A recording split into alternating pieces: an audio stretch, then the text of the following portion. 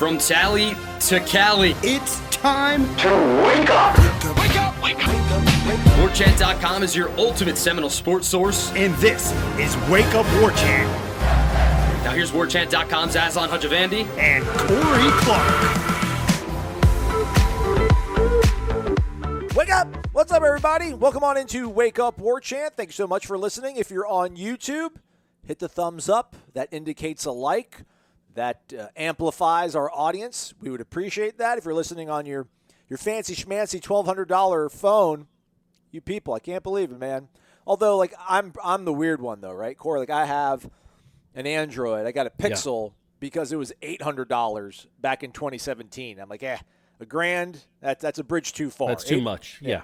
You know, but everyone, you gotta have your standards and whatnot. But if you are listening on your iPhone, iPad, Apple device, if you could leave a review of a positive variety, or maybe just leave 5 stars. I think those are separate things, Like, I think you can leave a 5-star review without actually having, like, leave a verbal explanation as to why you did it. But, it's whatever. like Uber, right? It's like Uber. Yeah, like you can rate an Uber driver or your Uber Eats driver without saying, he was terrific. You could just 5 stars. That's all they're looking for. They want to bump up that average. Yeah. Man, it's been so long since I've done that, man. I haven't been in an Uber in over a year. Yeah, same here. It was a big part of my life there for a while. But, I've Uber Eated it more than occasionally, especially when I'm up in Atlanta with Brady. Because I got to feed the kid, you know what I mean? I'm going to make him grilled cheeses. I was thinking about that earlier in the day. I'm like thinking about my buddies back home with their families and stuff. They all strike me as, other than like Mercedes Mike, I think Mercedes Mike's probably a guy that's always eating in. I feel like the rest of my buddies back home probably are always dining out, like living that Corey Clark life. Like, right. Well, I'm dining in. I'm dining out, dining in. Yeah. So I do Uber Eats a lot, and I give them their 5 stars. Sometimes I'll say quick and efficient handoff or timely manner, or whatever those things are. But normally I just give them a 5-star because that's what they're looking for. Yeah. Do it for us, guys. Do it for us. Did mom and dad cook dinner a lot back in the day? No, look, my mom, she tried her best. She was a single mom. My dad was around, but I wasn't. I lived with my mom, and it was a lot of lean cuisines. Okay. I think Tuesdays, if I remember correctly, starting in middle school, either Tuesdays or Thursdays were Arby's nights. Where my mom would get me, I promise you, like only because I asked her to. So on the way home from work, I would have beef and cheddar, or maybe sometimes 2. Those were Arby's nights back in the Corey Clark in the early '90s, late '80s, early '90s. I got Arby's nights. Living the dream. Man. Oh, buddy. We're going to get to your guys' questions and gals' questions on the Renegade Express. We're also going to have at the end of the podcast a one-on-one interview that Ira Schoffel did with Florida State women's basketball interim coach Brooke Wyckoff. If that name sounds familiar, it's because obviously she is the interim coach, but she had a storied career at Florida State, then spent nearly a decade in the WNBA. She's kind of holding down the fort while Sue Semrau looks after her mother, which that sounds like it's some encouraging developments on that front. So you folks sometimes want us to do stuff other than football. So maybe it's not Corey and I doing it, but it's the Warchant brand. So we'll tack it on to the end. And again, we'll do the questions here in a bit. You spoke to Meat the other day. We're close to baseball season, Corey. I can't wait. Get back out to the Hauser. Well, a week away, man. By the time people are listening to this, a week away. By the way, we should point out that Brooke Wyckoff, they're actually playing a game before we broadcast this. So they'll have played a game on Thursday night against Syracuse, but Ira interviewed her before the game. So that's why they didn't talk about Syracuse. But yeah, I did talk to Mike Martin Jr. On Thursday. Really, like, again, it's kind of like what he said last week. Like, they don't have, other than catcher and then center field and right field, they don't have anything sewn up. As far as who's going to play what. Like Cabell apparently has a hamstring injury, so they're not sure how, he might be ready, he might not, who knows. But the infield is all up for grabs. Not just who's going to play there, but where they're going to play. And his point was, because I asked him, like, that seems like and also there's 4 guys still competing for the closer role. They know that Parker Messick and Connor Grady will be starting pitchers, but they don't know where in the rotation, like who's going to go Friday, who's going to go Sunday, and who the third guy will be. But it's just what like he was pointing out is like, we got to get some versatility because it's COVID. Like they've already had not stoppages, but they've had kids miss practice for 10 days because of contact tracing, and that's going to happen through the season. So you have to play these guys at multiple spots. Like DeSadas and Andrew DeSadas might play short, might play second. Tyler Martin, might play, third, first. Who knows? It all depends on who's available and when. But yeah, it's gonna be like that. But yeah, he likes his team. He likes his team. He likes the arms. Yeah, I like Dylan Simmons. I thought he would kind of hold down first base. Yeah, I think he's part of it. I think he's part of it. He's definitely. He was mentioned. Mike Martin Jr. mentioned Dylan Simmons. Said they're still trying to figure out exactly what that's going to look like as far as first base, DH, wherever he might play. But yeah, it sounds like nobody secured a job other than Matt Nelson, Robbie Martin and right, and Reese Albert in center. Other than that, and he said for a while it's going to be up in the air. And it's either going to change lineups, either because they have to, because somebody's being contact traced or they're injured, or just because they want to see guys how they fare under the lights. So, but he said he likes their arms, and I brought up the fact that, man, it's, normally when you have four closers, it's like that old saying about a quarterback. If you have two quarterbacks, you have none. Right. If you have four closers, you have none. But in this instance, he's like, no. And I said that. I'm like, it seems like you got guys that can really pitch. He's like, yeah. He goes, Corey, I got 24 pitchers. Like four isn't that many when you really think about. It's just one out of six. That's 17% of your staff bullpen is trying to look to be a closer. That's not that many competing. It's just that you have 24 pitchers, and he really likes the guys he likes all their arms. They're going to be able to pitch it. He thinks they'll be able to as good on the mound or better than they were last year. Just got to get the offense going. Do they know who's going to be Mr. Friday Night? No, that's what I'm saying. He knows that Messick and Grady are going to pitch, but he doesn't know who the opening day guy is going to be. That's crazy, man. Connor Grady, maybe. Hey, man, he keeps on hanging on, man. And Messick was really impressive last year. Yeah, man. I remember him shutting the door in games. I was wondering if they would make him a starter, or if they would have him as like that reliever guy that could pitch Friday and Sunday. Like, right. I don't know if you get more out of him pitching, because you've got so many. But I mean, they've got so many arms, man. That maybe you don't have a guy that's going to have 35 appearances because you don't need them. Have you gone back and watched the Tour of Duty clip? Any different feelings on Mackenzie Milton? Woo! There's like a 3-page thread on the Tribal Council, man. I love it. Everybody's ready. We're in September. Everyone's ready for the season, Corey. It's like Zapruder film. Every frame being analyzed. Just wait until. I guess we don't know. I mean, I guess just wait at worst until the spring game. No. Hopefully we'll be able to watch and get some clips. Even if we're not out there, they'll film some stuff from practice, and they'll have Mackenzie. But wait until you see all these people deciphering that stuff. And I guess he's the guy, right? Like him and Brandon Moore, the two that you want to see what they look like running. But Mackenzie Milton even more than that. And it's not, again, like we said, he's not Lamar Jackson. He's not Jordan Travis but it matters if he's mobile and if he looks like himself. So yeah, man. People should be excited. Should be excited. Is there a middle ground between DeAndre Francois, 18, and Jordan Travis? Is that a big chasm? Can you be in the middle of that? Chasm? What do you mean? I don't know. I'm not expecting. To your point, I'm not expecting him to be Jordan Travis. I don't want him to look like DeAndre did when it comes to scrambling. You're talking about running, like moving. Yeah. Oh, I just thought you meant just overall play. No. Man, I think. Look, this is a different offense. I think if he can move like, how about 16 DeAndre? Yeah. He moved a little bit. Yeah. I mean, he wasn't a 4-4 guy. He wasn't Ponder running or obviously Jordan Travis, but he could move. He could run for some first downs. So maybe that's what you need. Just a guy that can get out of the pocket and make some plays. Kind of like Mahomes.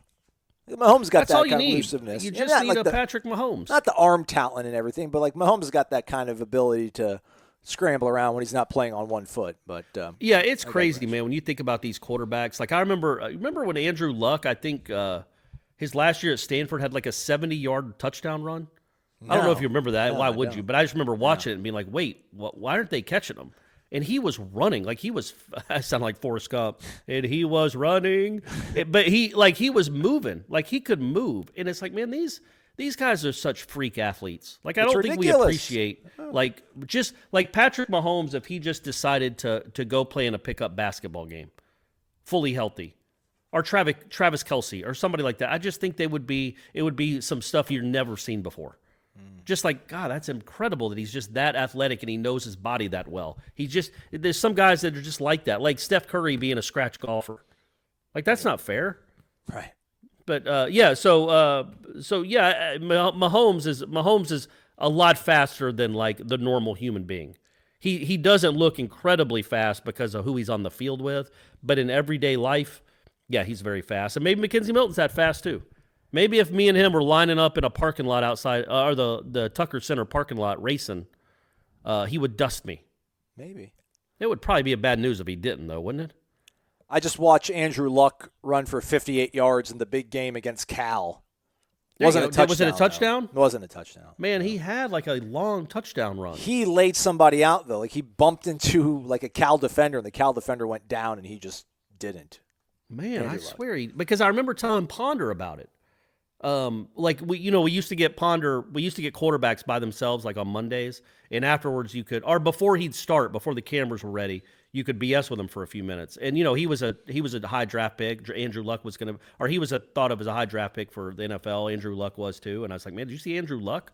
He goes, what? And I told him he had like a 75-yard run for a touchdown. He's like, what? Like, you just didn't know that he was that athletic because he was he was like a pocket passer. Yeah. But he's faster than most humans too.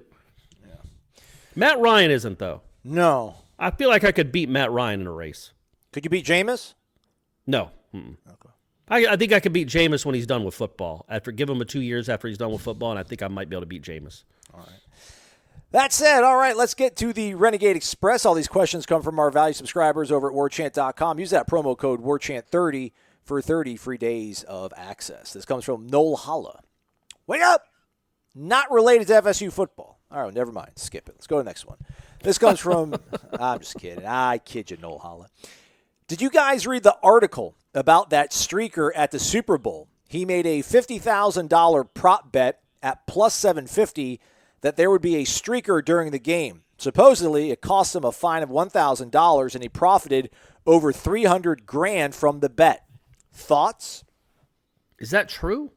I didn't read the story, but I saw something from TMZ pop up on my storyline as well about this guy.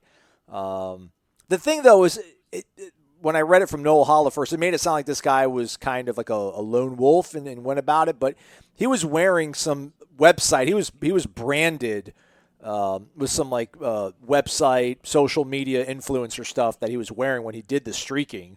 So I'm sure that person kind of had a little bit of influence in on it. But yeah, man, like the guy did make money. I don't know if he put 50 G's down, but I can look it up while you think about whether or not or why we didn't do that, Corey. I'm jealous. I remember I'm being absolutely serious. I remember looking at the prop bets on Sunday before the Super Bowl, and I saw the streaker thing. I'm like, oh, absolutely not. No one's going to run on the field. And I swear, I was thinking, I'm like, why wouldn't you just bet on yourself and then go do this? Yeah, smart man. I mean, that's the easiest money. There's no way they have like some stipulation where you can't be the person that does it. You're right. Yeah. I've always thought, because they also have, I know they're recording artists, so they make more money, but like they also always have the national anthem.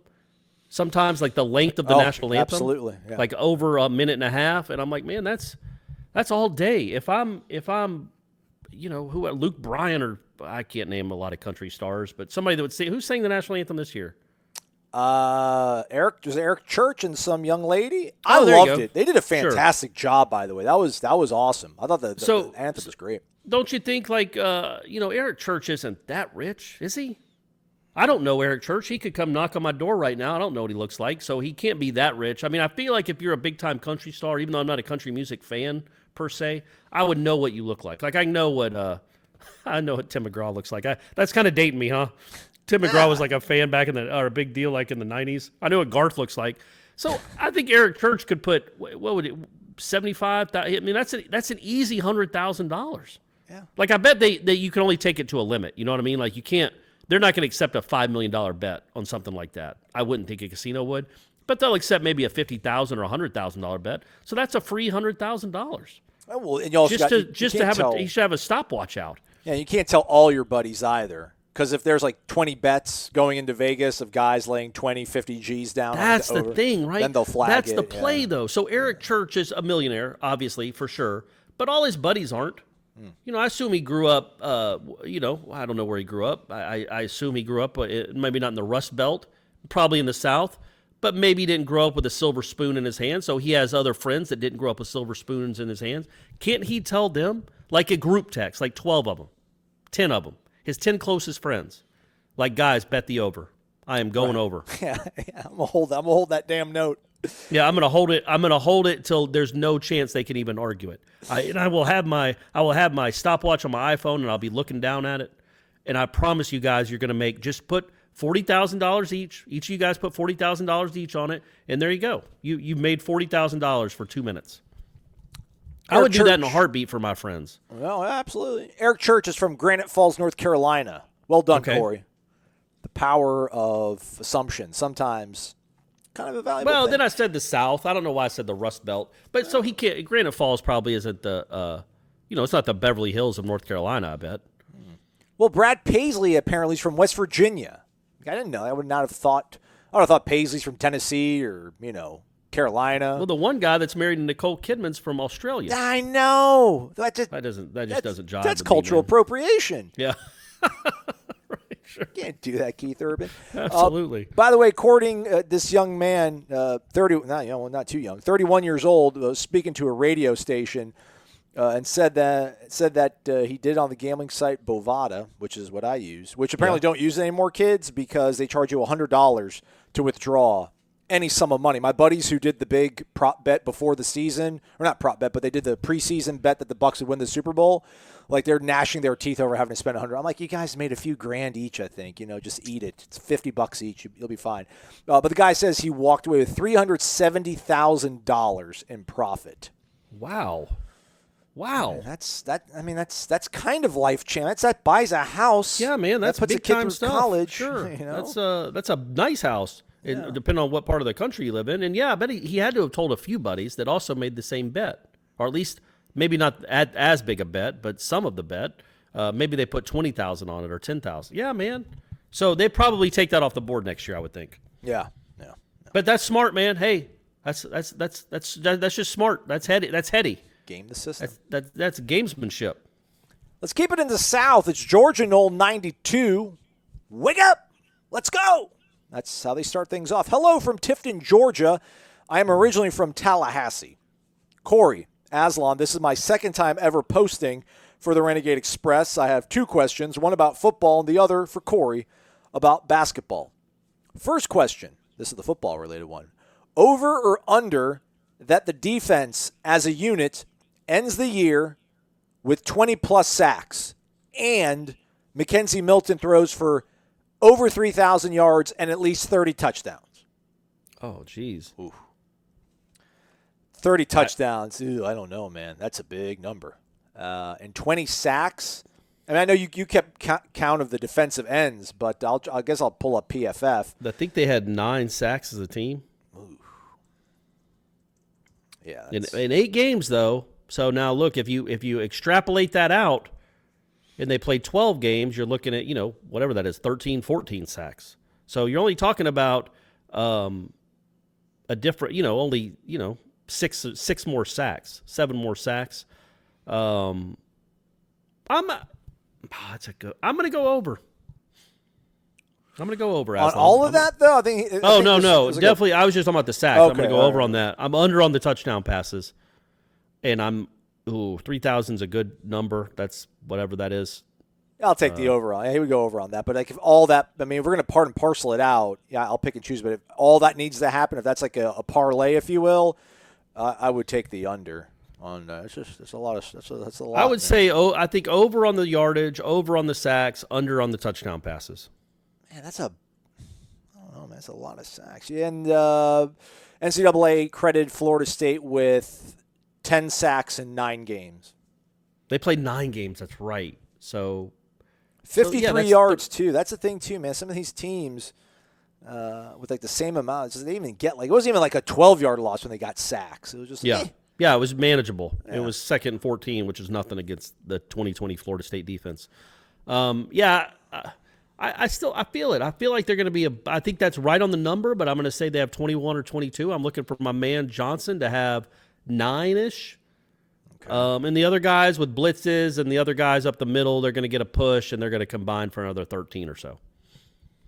That's what I'm thinking. All right. The passing yardage, I feel like if McKenzie Milton plays all 12 games, that seems like a no-brainer to me. Yeah. Yeah. But only if he plays all 12 games. That's always the caveat. But even if he plays all 12 games, I think they're going to run for more touchdowns than they pass for, or close to it. That's what they'd like to do anyway.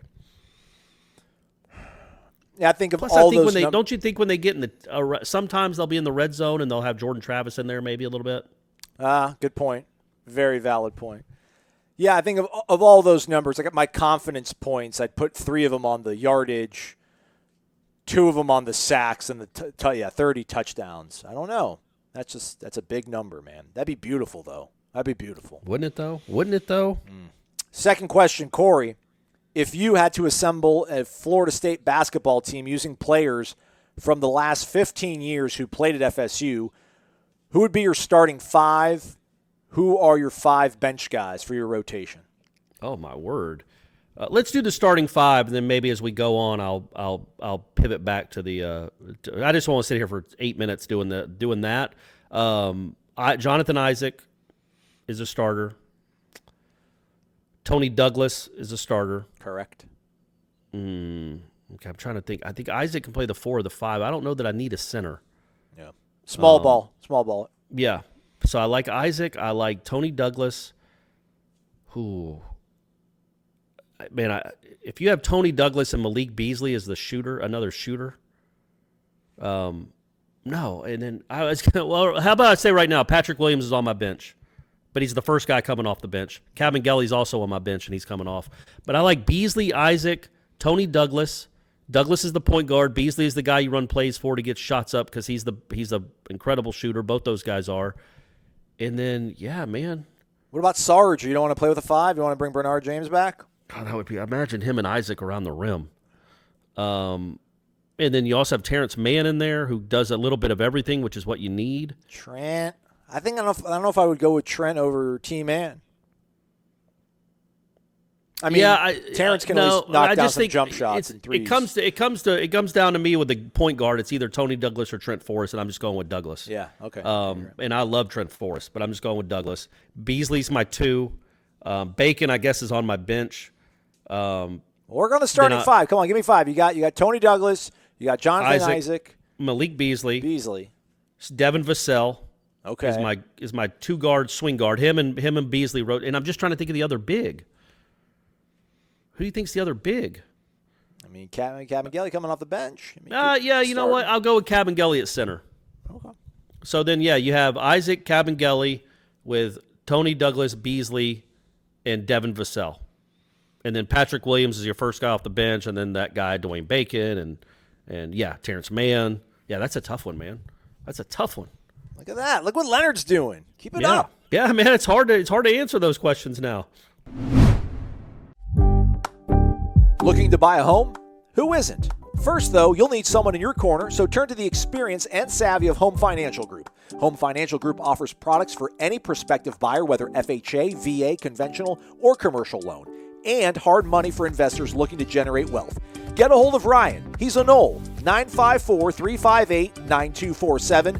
954-358-9247, and his team can put together a fully documented pre-approval so you can search with total confidence. NMLS number 1314679, Sunrise, Florida.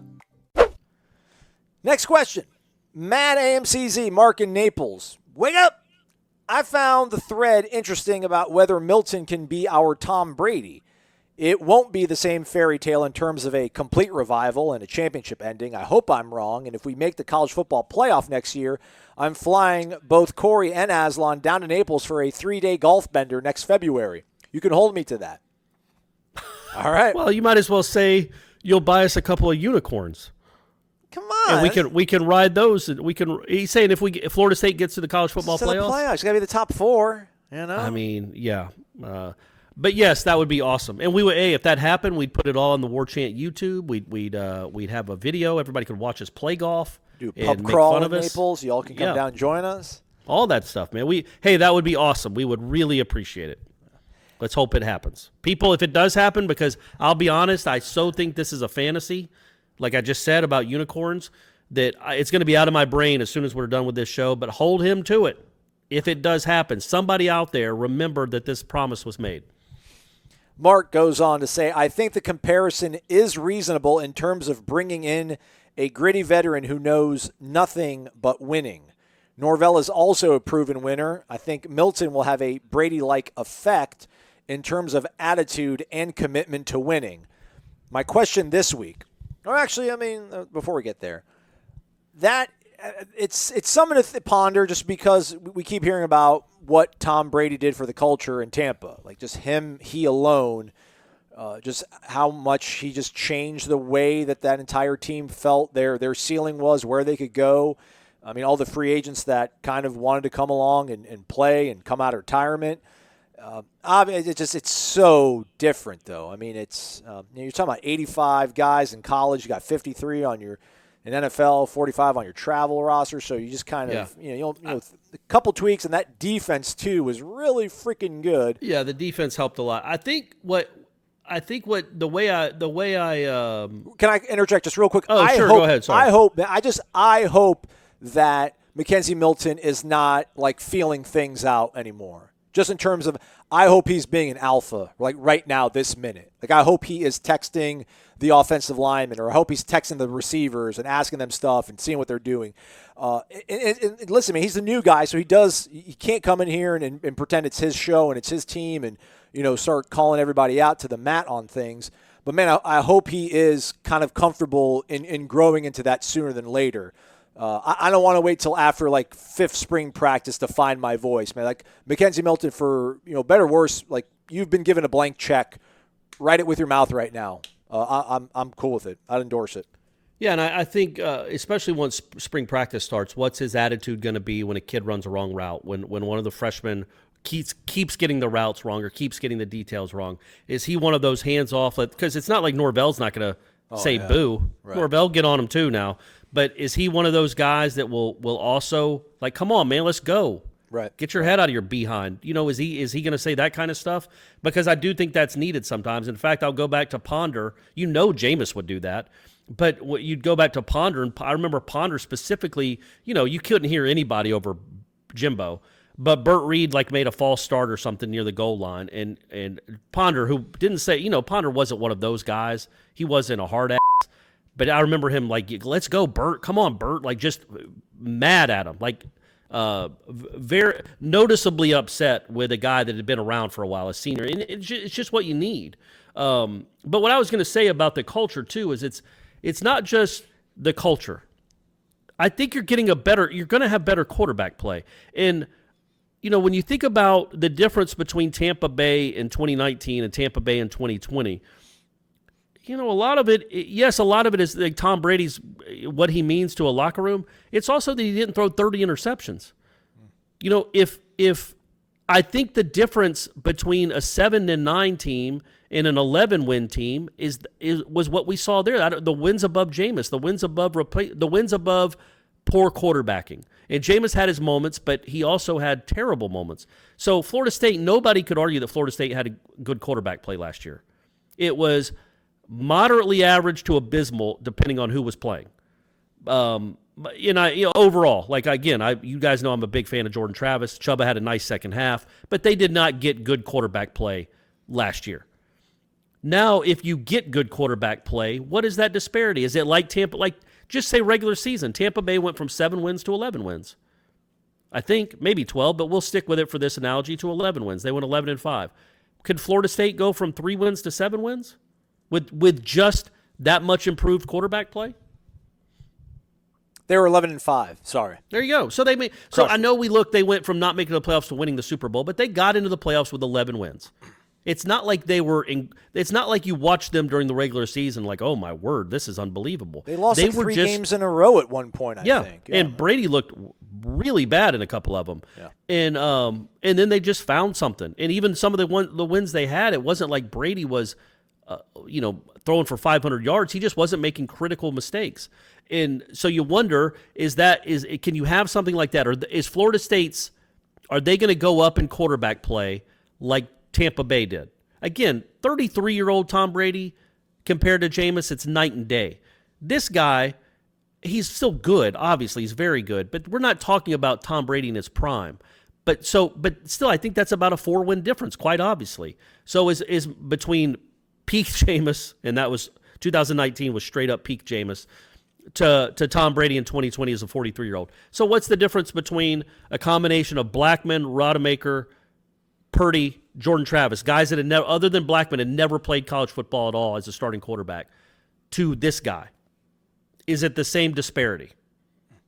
Because I think that can get you three extra wins, even if he isn't an incredible presence in the locker room. Which I'm not saying he wouldn't be, but I'm just saying, I think I've been sticking too much on what he does for the team, and I do think I'm not dismissing that. I do think that matters, but what he does just for the on the field matters too. If he plays like he did in 17 and 18.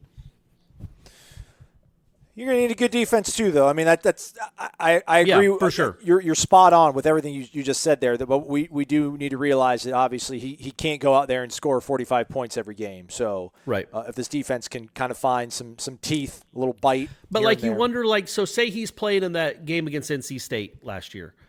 Like I don't remember what the score was at halftime, but I remember the offense. How did they lose the Pitt? At home, But again, they lost their guy halfway through the game, and then they threw.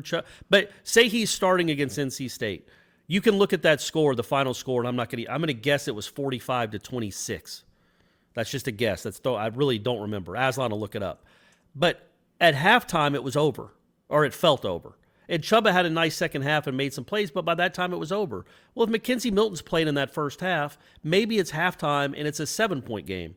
Or it's at least manageable, and maybe you find a way to win something like that. Like he'll give you that chance where it felt like the second half of Pitt, the first half of NC State, the second half of Louisville. Those games felt over. They were over. Maybe this guy gives you a fighting chance, and then there's some actual game pressure on the Bailey Hawkmans of the world. Yeah. 38-22. It was 21-3 at halftime.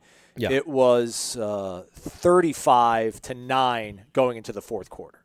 Yeah, it was over, man. And I'm not dismissing what Chuba did. Those were nice plays. I think he can build off something like that. But it was garbage time. The game was over. So you wonder, hopefully you won't have 3 quarters where you scored 9 points with this guy.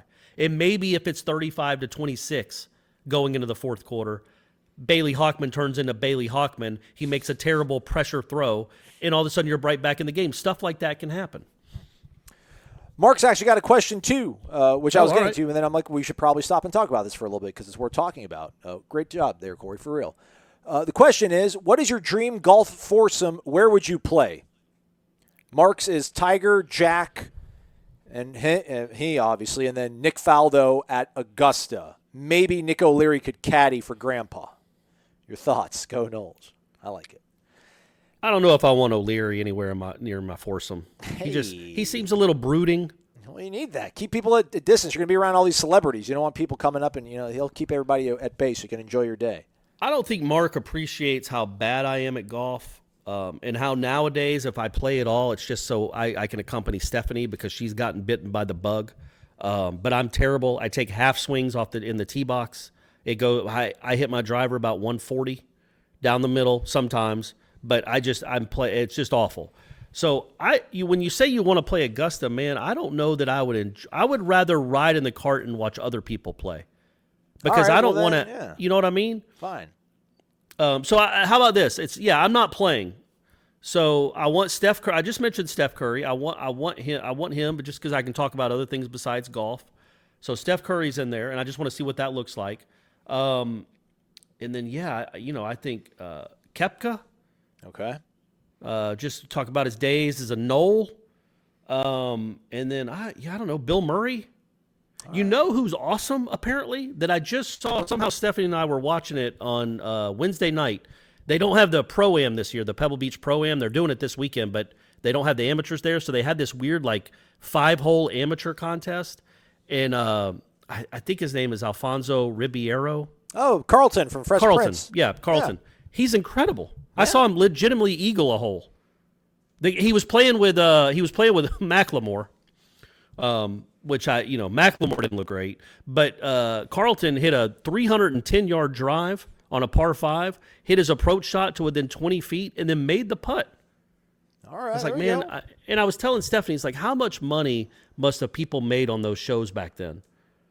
Like, once they got syndicated, like, how is Carlton this good at golf? He hasn't been on TV other than in the State Farm commercials in 20 years. And he's this good at golf. Well, he might be a member at Pebble Beach. He doesn't have any other work to do. He's been golfing the whole time. Of course he's good now. But I think he told Nance he's like a 2 or a 3 handicap. So yeah, man. I'd go with him. He seemed fun. Tiger, probably Jimbo, just to kind of talk shop about football. You go turkey hunting with Jimbo. You don't go golfing. Yeah, but you go do a turkey shoot or something. Get on the ground and crawl and do the turkey noises. Trying to think. What's your dream like Gary turkey Player hunt foursome? Is Jimbo in that one too? Absolutely. It's one of the Duck Dynasty guys too. Like Gary Player would be kind of cool. Just be, hey man, how are you like 79 or whatever you are and still this fit? Like, give me some tips. I would say Elon Musk though, because I think I could probably hustle him for some money. So let's bring a whale out there that I can take money from. I would, and you brought up the prom at Pebble Beach. I'd want to play at Pebble Beach, either Pebble Beach or St. Andrews. I'd want to play somewhere that's like really, that's like either on the water and beautiful and picturesque or something that's got a lot of history. Although like I'm trying to think of, there's a couple of those British Open courses that are on the water. I don't know if like Turnberry's one, but some of those are absolutely gorgeous. Some of them look miserable though. Like I don't want to be playing in 46-degree weather with sideways rain in my face. I'm already having a miserable time because I'm golfing. It's the way your ancestors played golf, man. Back in Scotland, Yeah, that's true. That's true. And I would obviously, if I hit it into one of those bunkers at like Carnoustie or St. Andrews, I'm just picking it out of the sand and throwing it up. And I don't care what y'all say. I don't care what Carlton has to say about the integrity of the sport. I'm shooting a 130. There's no integrity out here. Tiger, Barkley, and Elon Musk. Okay, that's a good one. Good job. We'll play at Pebble Beach. That's what we'll do. My dream foursome would be you, Ira, and Stephanie. Aww. And Mark. At Heilemann Golf Course? Correct. Yep. XDQ004. Wake up! Got another pick your favorite moment question. What is the best single game performance of the Dynasty era and the single best game performance of the Jimbo era? XDQ004 for him, Dynasty, he would say Peter Warwick 97 against Clemson. Jimbo era, a tie. Jameis 13 versus Pitt. Dalvin 16 versus Clemson. I mean, I don't know. I think he nailed it on the Jimbo era part. Yeah, those are two really good ones. I think I might take Jameis over Pitt. That was nuts. Yeah. Was he 26 out of 28 or whatever? That was in one Pitt, of them. Though. I mean, it was amazing. It was also that it was the. I mean, Pitt. We didn't know. I mean, Pitt was okay that year, and it was his first game. Yeah, Aaron Donald, right? Aaron Donald was there, wasn't he? Aaron Donald was on that team. Yeah, got some. They honored Larry Fitzgerald at halftime. They retired his number, so there was a lot of energy. It was their first ACC game. But yeah, those are two really good ones. I think you're just it's hard to parse those two because Dalvin was doing it against a much better team. Did they win the national championship or they almost won it that year? Maybe they won it. The 16 year they won it, right? Yes. No. Yeah. Sorry. Yeah. So the 16 they won it, and that's the one where he had 4 touchdowns or whatever and 200 something yards, and then he had the 50-yard run taken away because of the block on Freddie Stevenson, the call on Freddie Stevenson. So yeah, those two are really good. I think I probably would tip I would tilt a little bit more towards Jameis. As far as the Dynasty, I would say Charlie against Florida in '93. Okay. What about you? Do you got one? I was gonna go back and look up. There's got to be like a Warwick. I feel like Warwick Dunn just always ate the Gators alive. I feel like every game he played against the Gators, he probably averaged like over 8 yards a carry. Or I was gonna go off the board and say like Peter Boulware, 96, just harassing. Yeah, but against the game, one game in particular. That's what I mean. Yeah, like against the Gators in '96, to the echo of the whistle. Oh, the first game. Yeah. Yeah, that's a good one. Charlie threw for I think he threw for 444 in that '93 game at the Swamp, and that was like the number 5 team in the country. And 3 or 4 touchdowns, I guess, including the all-time pass to Warwick Dunn. to wrap it up. So I would say the 93 for me, just also because of what it meant. Obviously, I mean he had 600 yards against Maryland in 92, but that doesn't. Who cares? I would say 93 Florida, Charlie Ward. But the Peter Warrick one is one that's kind of lost a little bit in history because he wasn't quite Peter Warrick then. It was his red shirt. I think he was a sophomore that year, and it kind of came out of nowhere. He had I think he had a 90-yard punt return and 2 really long touchdown catches. He had 400 yards of total offense or something. And it was a close game. That was back when Clemson wasn't very good, and it still was surprisingly close in the fourth quarter. So they needed it all. And yeah, Warrick Dunn had a million of them, but I would still say there's probably one where we're completely. There's probably 1,000 we're completely missing, but I would say offensively for sure Charlie Ward against Florida in '93 for me. Peter Warrick, 8 receptions, 249 yards, 2 touchdowns, including a long of 80. But then he also had I think he had a 90-yard punt return for a touchdown. Scrolling. All returns. Warrick, 4 punt returns for 123, including a long of 90. There you go. Let's go, Corey Clark. Let's go. It's just people. I get to show off sometimes. I enjoy it. Hey, did you look up? Because I'm not sure what Charlie threw for in 93 against Florida. My guess was 444, but I don't think that's right. I think it's somewhere in there. I mean, I'm just one man searching, one thing at a time. I'll try to think. Defensively, defensively, one that kind of gets lost, and we talked to him when we did our what do we call those things when we were going back and looking at War chats, yeah. Oh, with Kirk Carruthers. Corey Clark, sit down. Charlie Ward, 446. Oh man, what's going on, gang? What's going on? I know he threw 2 picks. I remember that. He did. Man, that's crazy. But yeah, Kirk Carruthers in '89 against Miami. That's the Dynasty, folks. I know I'm going back 31 years, but this is why you listen to this show. He had 15 tackles, and I think he was a sophomore at the time. He had 15 tackles, 2 forced fumbles, or 1 forced fumble, 2 interceptions, and a fumble recovery. He was the defensive player of the week, and it was against a team that ended up winning the national championship. So Kirk Carruthers, '89 against Miami is one of the all-time great defensive performances. And then obviously, Buckley and Dion did a lot of really good things too. I cannot actually. Carruthers had 2 picks. Should they show that? But I can't see his tackle numbers. But 2 picks. Not bad. Okay, let's keep it moving then. About ready to land this plane. We got 2 left before the Brooke Wyckoff, Ira Schoffel one-on-one. Drill Sergeant Porter, wake up! Since we have been on the topic of mascots, although, hey, come on now, Drill Sergeant Porter, you know better. It's not a mascot. It's a symbol. Osceola and Renegade. I am curious, what does it take to be Chief Osceola and ride Renegade for FSU games? I'm assuming an audition of some sort. Thanks again for all you do for us FSU fans all over planet Earth. Go Noles. Thanks, Drill Sergeant Porter. DSP, Delta Sierra Papa. That would be military alphabet.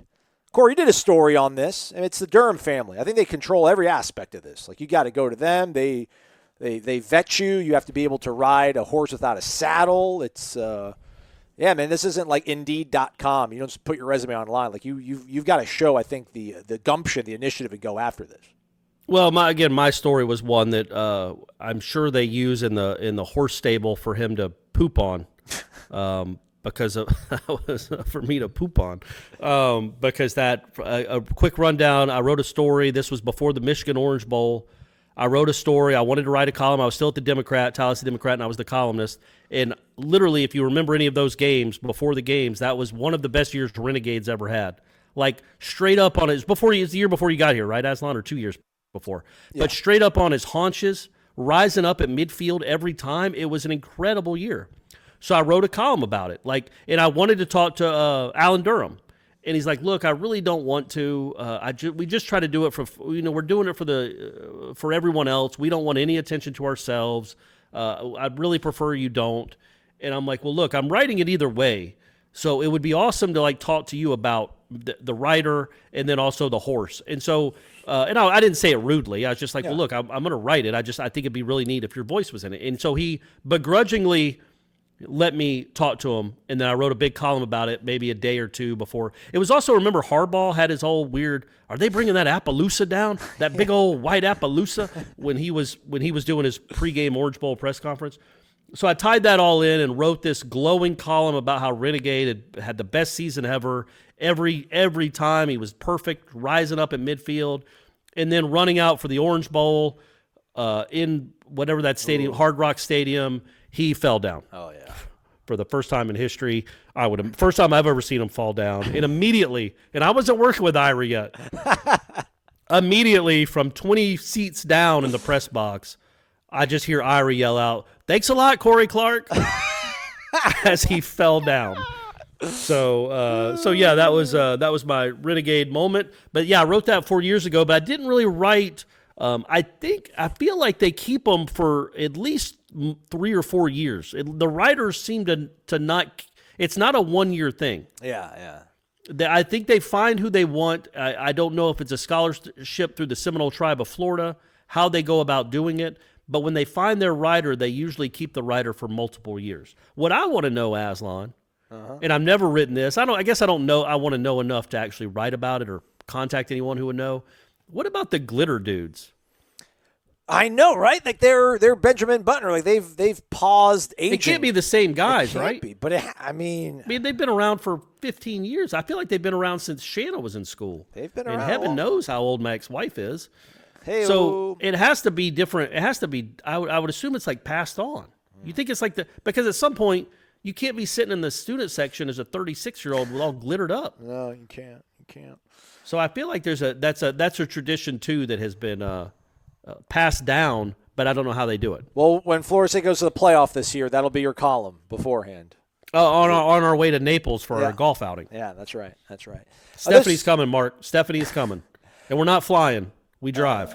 This is pulled from a article in the FS View from like 2014 or something. You got to go through an interview process with the Durham family and booster members. The application process took about 6 months for Haley. I don't know. That's his last name. Josh Haley, who is a writer, played Osceola, if you will. Yeah, okay. There is that. Also interesting enough to know, I'm looking at it here on Seminoles.com. Man, Renegade 3, living the dream. Renegade 3 was the horse from 89 to 99. So, oh, man, what a run. All of it. And then Renegade 4 went from 99 to 2002, was abruptly replaced for one season or 2 years, 2003 to 2004, then returned for another year, Renegade 4 that is, and then it went back to Renegade 5 from 2007 to 2014. So Renegade 5 saw the doldrums of the lost decade and then wrote it out and was in Pasadena living the dream. So and it was right Renegade 6 in 16, I guess? Yes, or there you go. Probably? Correct, yes. Yep. So, yeah, Renegade 6, again, that was the one that was having the all-time great year. He was putting all the other Renegades to shame and then almost killed Osceola when he fell down because of the fireworks. Well, you know. What are you going to do? It wasn't my fault. It was wasn't going to my happen, fault. yeah. It was going to happen. All right, last one comes from Gator Kirk. It's crazy. I love the symmetry of him opening us up on the phone calls and then closing us out on the emails or the posts on the warchant.com Tribal Council. Here we go. Wake up, fellas. A damn good show you have. Let's keep it going and the way you cover the Noles. Well, thank you. Thank you, Gator Kirk. Thanks, buddy. You're the best, he says. What about Osceola and Renegade versus Traveler and Trojan from Southern Cal? Equine versus equine, mano y mano. Is that a spectacle that Sea Dog would like to see? Go Noles. Yeah, absolutely. What is so? What's his? Is it Traveler is the horse, right? Yes. For USC. So the guy's name is Trojan. I guess. Yeah. That's really original. See if I can look it up. He has a sword, right? Yes. Yeah. I think he has a sword and a shield. Mm-hmm. And obviously Osceola has the spear. I still like your chances because you have a flaming spear.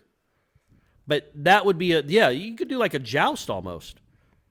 Except you're jamming a flaming spear into the heart of the Trojan and then just riding off into the sunset.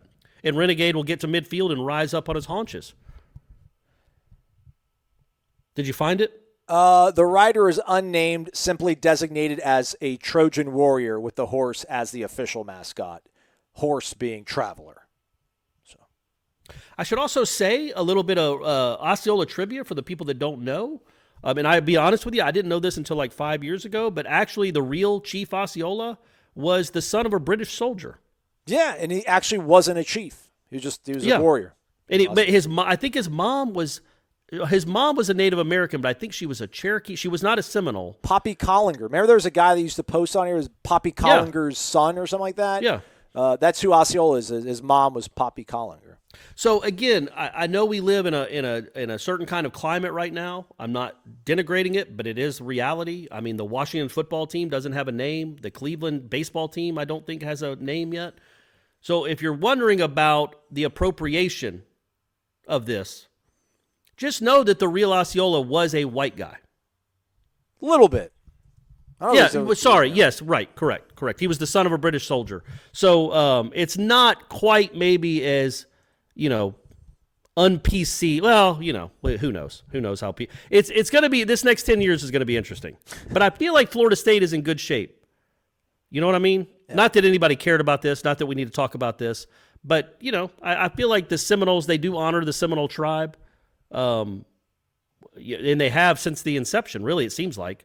And I know, and I watched an ACC, not that most people probably don't get the ACC network, but they did have an ACC traditions about Renegade and about Osceola and how it came to be. And that really is a big part of what they do, is in conjunction with the Seminole tribe. It really is. It might, and I think it always has been the case. So, that's why hopefully they'll always be the Seminoles. I transposed the P's and the L's. His mother is Polly Coppinger. I apologize. Polly Coppinger. Osceola's given name, fantastic, Billy Powell, born in Tallahassee, Alabama. Mm-hmm. I gotta love it. Gotta love it. So yeah, there you go. A little bit of history. Again, guys, we try to give you a little bit of history. Yeah, we do. And the Seminole tribe is something to be proud of. They're unconquered, man. Absolutely. They're unconquered. They never gave in. All right, that's a wrap for us. We're done. Corey and I, that is. If you want to hang tight, we'll have a one-on-one interview with the interim women's basketball coach, Brooke Wyckoff, with Ira Schoffel. But Corey and I are going to say bye for now. We'll catch up with y'all on Monday. But keep it here if you want to keep listening to your Noles. Welcome into Warchant One-on-One. This is Ira Schoffel, managing editor of Warchant.com, and I'm joined today by a very special guest, Brooke Wyckoff, who's the interim head women's basketball coach for the Florida State Seminoles. Some of you may remember Coach from her playing days with the Seminoles when she was a star forward for Florida State, but has been on the coaching staff for the last 10 years, and for the last few months is the interim head women's basketball coach. So thanks for joining me, Coach. How you doing? I'm great, Ira. Thanks so much for having me. It's good to see you. Yeah, great to see you again. So FSU made the announcement in early September that you were going to take over as the interim head coach for Coach Semrau. Sue Semrau, of course, has built Florida State from one of the lower tiered teams in the ACC, honestly, to one of the preeminent programs in all of college basketball.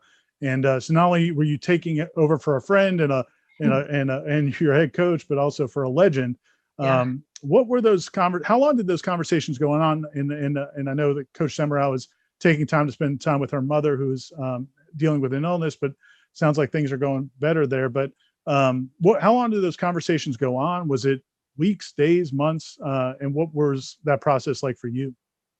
Yeah, well, we found out the news towards the end of basketball season, or what was the end of our basketball season last year. And obviously it was kept very quiet and private. And then as COVID happened and we kind of started to realize the landscape that we were in, and just all of the uncertainty of not only day-to-day life during a pandemic, but what that would mean for our basketball program, our basketball season. And really, it's like we didn't know what to expect. That when that became clear of, man, this could go a million different ways, and just the severity of the pandemic, and then also that along with Coach Sue's mom's treatment and things like that, over the course of the summer is when we started to talk more and more seriously about possibly, going through with this, and Sue stepping away for the year. So by the end of the summer in September, when the announcement finally came out, I was fully prepared. We had talked through every scenario, and we felt really good about the decision and that it was the right thing to do, first and foremost for Coach Sue and her family.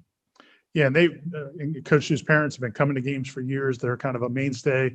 They would come in the post-game press conferences and really so supportive. So I know it's a very close family, and you're a part of their family. So you've been 10 years on 9 or 10 years now on Coach Yeah. Semrau's staff, after your obviously celebrated playing career and then in the WNBA. How different is it being a head coach? I know a lot of head coaches will say you never really know what it's like until you sit in that chair. Right. How different has it been? It's been, yes, obviously it's different in terms of, it's all now on my shoulders in terms of the ultimate responsibility of the overall big picture, but also, the day-to-day direction that we're going in. It's up to me to kind of navigate that and be out in front of that.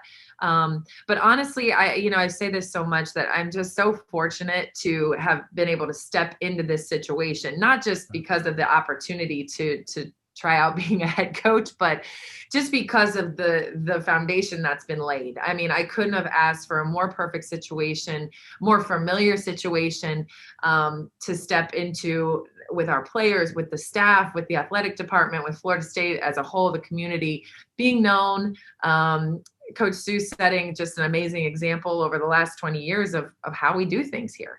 And so, knowing that has made this job or this transition way easier than many other first-time head coaches have it. And so I'm blessed in that regard. But yeah, it is. It's the typical what you would think of just, when we win, it's amazing. When we lose, hey, who's got to figure it out?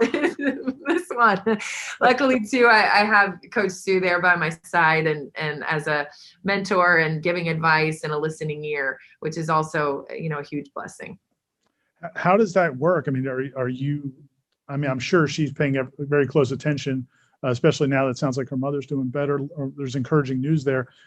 Are you calling her frequently? Is she calling you? Are you guys on FaceTime all the time? How's that going? It's both. It's definitely a two-way, a two-sided communication pattern of just, at first I'll say she's been amazing, just allowing me room to figure it out and to take ownership and lead without her, her presence. She's done a really good job, and I can't imagine how difficult that must be for her after building this thing and now having to watch from the sidelines while someone else takes the reins. But she's been great with that. But she's there for me with a piece of advice here and there.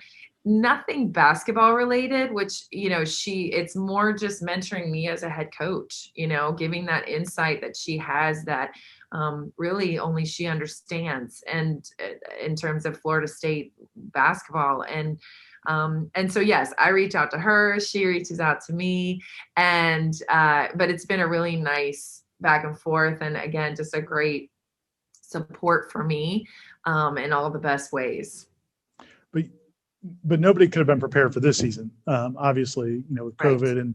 and so your first season as a head coach is getting to deal with an unprecedented experience.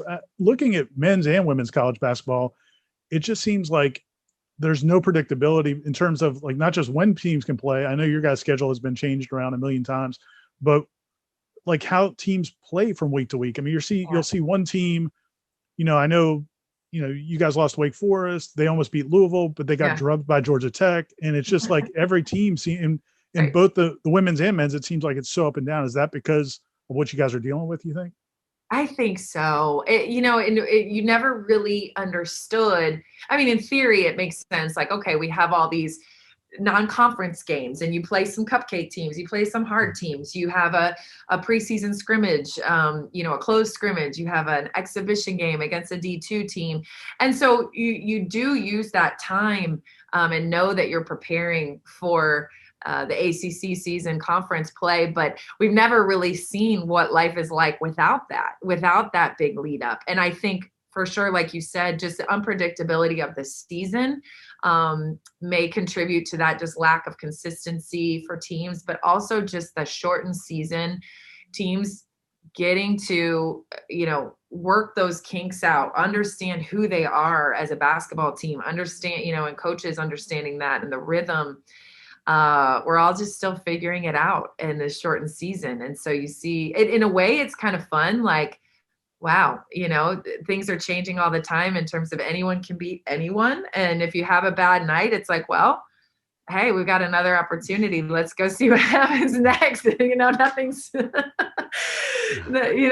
that's been interesting. But that non-conference lead up and just it's huge. I mean, we're here in February, and you guys have only played like 11 games, right? Yeah. And not because of you guys not being able to play. A lot of times your opponents have had to stop playing. So exactly.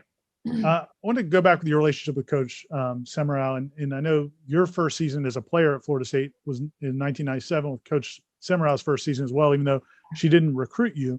First of all, how did Florida State find you in Ohio? Why did you choose Florida State? What was your recruitment like? I don't think I've really ever talked to you about this part of your career. Yeah, it is a nutso story. And just thinking back on it and now being a college coach, I'm like, I would have hated myself as a college recruit. Like I would have been so mad at me. And I made a lot of coaches mad back. The thing is that my parents, and this is such a great lesson for us now, for me now, is like my parents and the people around me didn't have a lot of idea about how recruiting worked, so I was just receiving all these phone calls and interest and offers. And it was like, I'm a 16, 15-year-old kid that doesn't know what I want or how to say no to anybody. So, we tell the story all the time. Like this is when, we could do home visits in September of your senior year. So I had 21 home visits in September of my senior year, like unheard of, ridiculous. I just can't even, I'm embarrassed to even say it. In your defense though, recruiting was so different back then because it was really, the internet was just kind of taking off. So people weren't as knowledgeable. Like recruits now, they know everything about the business. So you guys, it wasn't unusual probably to be a little bit, unaware. Right. In the dark, clueless. Like, I mean, the fact that, and I was playing volleyball. So I was playing volleyball. I was having these college coaches in my house, my parents were going nuts. Like, what did you do? But all that to say, when Florida State I honestly don't know how they got on the list of visit. It was just like another person, and I don't know. They saw me, an assistant saw me at like one of these national camps I'd been invited to, so that's how they saw me. But anyway, something about their staff, and again, it wasn't the same staff that Sue had, but there was something about them that just grabbed hold. And it was the people thing. It was crazy enough. And so it was a mess going forward, but I just, at the end of the day, felt like they wanted me. They wanted to build around me. They cared about me as a person and as a basketball player. And I said, well, okay, let's go down to Florida. And it didn't hurt that they were like the furthest away from home. I wanted to get the heck out of I understand that. Suburbia.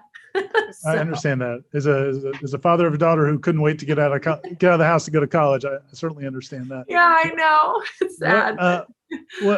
And so I've never talked to you about that. I've talked to Coach Sue about this, but when my first job out of college was covering high schools in Thomasville, Georgia, and I covered Lakeisha Springle. Oh my gosh! And I covered her carrying her high school to state championships, and unbelievable player, one of the best competitors I'd ever seen. Yeah.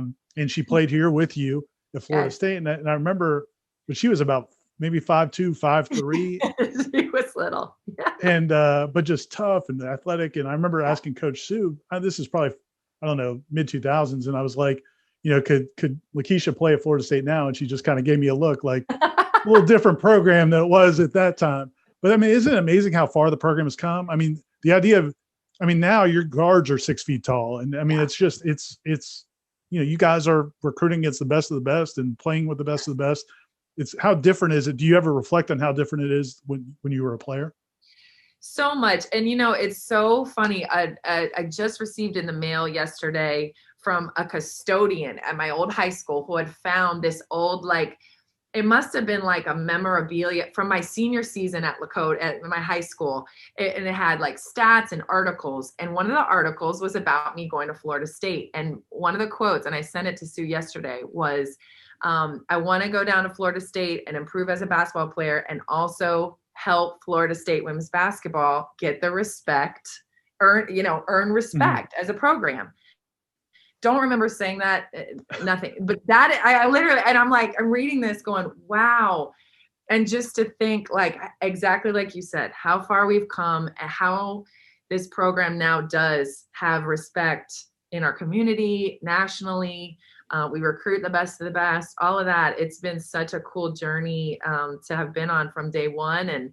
And Coach Sue was the one driving that the whole time. When so you played several years in the WNBA.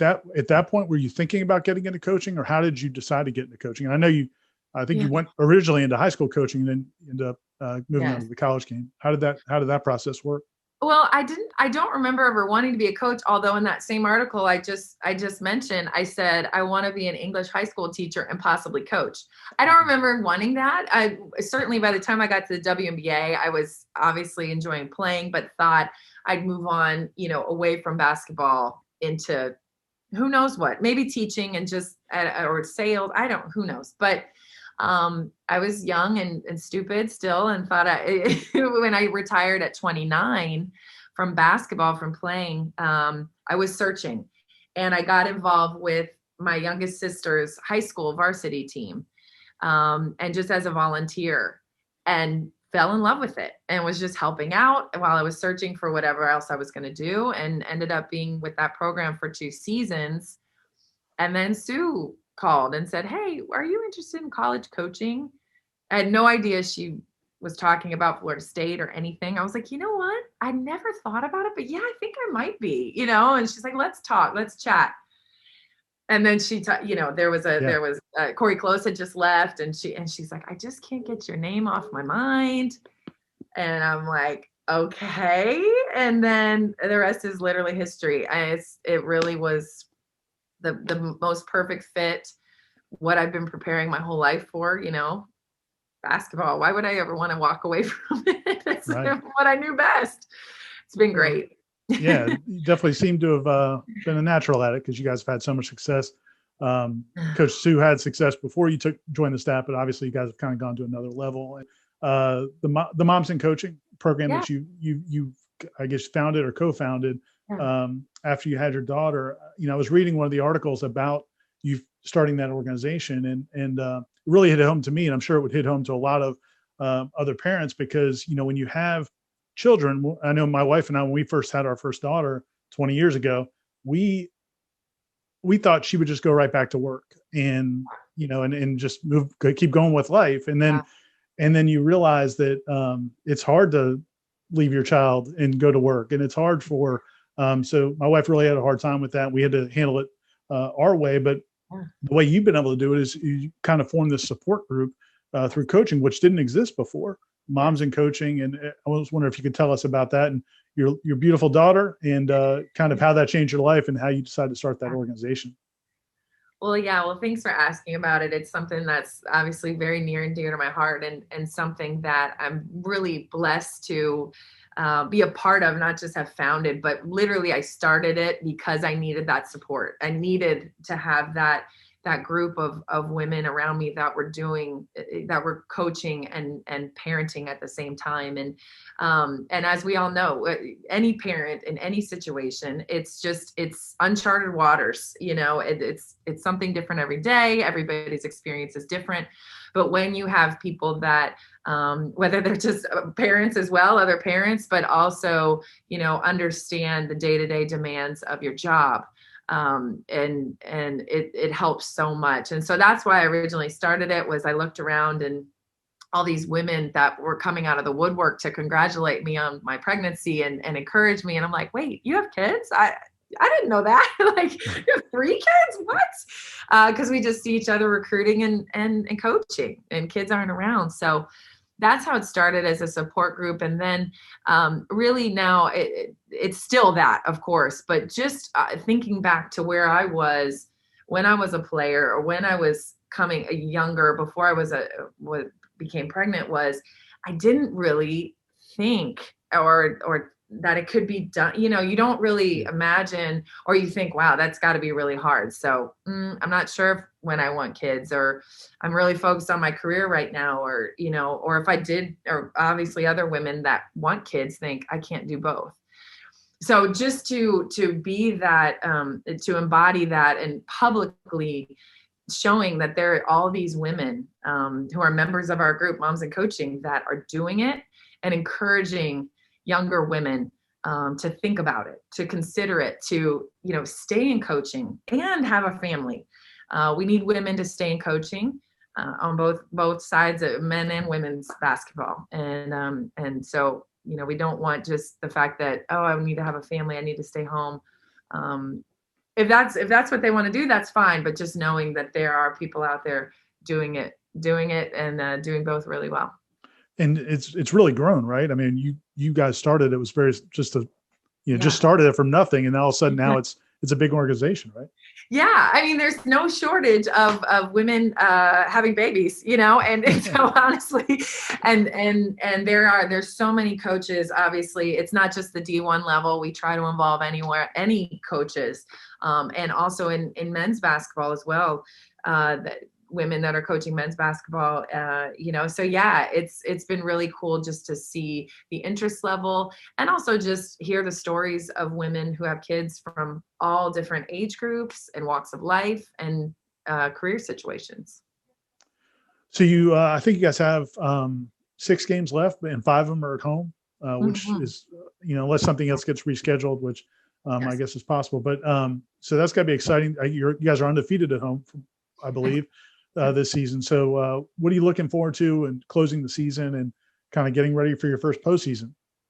Yeah, well, that's the goal, is just to get us ready to be able to hopefully make the NCAA tournament. And, we got a lot of work to do leading up to that, but we do have a really good opportunity now. We're at home and now we're deep enough into the ACC where we kind of understand what this is all about. We've learned some lessons, a lot of good lessons through wins and through losses. And now, like you said, we have 11 games under our belt, which isn't very many, but, enough to really understand more and more who we are and what we need to focus on. So we're excited for this month coming up, and we'll see if we can, make a push and do well enough to make the NCAA tournament. That's the goal. Awesome. Well, good luck with it. Thanks for your time, Coach. I appreciate it. And best of luck with that. And looking forward to seeing you and Coach Sue and the rest of the team down the road. Thanks a lot. Thank you, Ira. Warchant.com is the ultimate inside source for FSU football and recruiting. And now you can get in on the action for free for an entire month. Warchant.com is offering a risk-free 30-day trial subscription. Get full access to the #1 website covering the Seminoles just by entering the promo code WARCHANT30. That's WARCHANT30. Sign up and get in on the world's most active FSU message boards. Receive breaking news, stories from our award-winning staff, plus get exclusive interviews and videos. Just enter the promo code WARCHANT30. Warchant.com, your ultimate Seminole sports source.